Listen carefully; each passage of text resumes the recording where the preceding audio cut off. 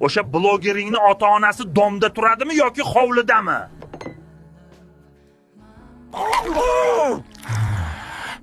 Voy dod. Tog'a ko'rdingizmi? Instagram portladi. Ama bloger boru to'yiga Dubaydan 5 ta qora gelik olib kelibdi. Vobshe moshni bo'pti lekin, ha? O'chire o'sha narsangni. Gelikmish. O'sha blogeringni ota-onasi domda turadimi yoki hovlidami? Nima farqi bor, tog'a? Asosiysi vibe. Bu level deyiladi. Hozir hamma shunaqa qilyapti. Men ham uylansam, kelinni vertolyotda olib tushaman, xudo xolasa. Ha, vertolyotda tushasan. Keyin to'ydan keyin 3 yil doshira kelib, o'sha vertolyotni kreditini to'lab yurasan. Sen yoshlar pakazuxa bilan baxtni adashtirib qo'yapsanlar.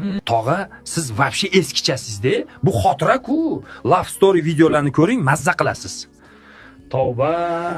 Nimasiga mazza qilaman? Daraxtni orqasidan mo'ralab bir-biringga qarab soxta kulishlaringami? Love story uchun operatorga $500 berguncha uyga bitta konditsioner ol, yozda pishib, terlab sasib yurdan. Konditsionerni keyin olsa ham bo'ladi.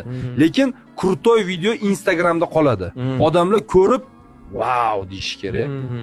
Odamlar "Wow" demaydi, ukam. Odamlar to'yda osh yeb bo'lib, go'sht sal kam ekan-a deb g'iybat qiladi baribir. Tushunyapsanmi? O'zingni qiynama, oddiygina qil, samimiy bo'lsin. To'g'ri-ku-ya.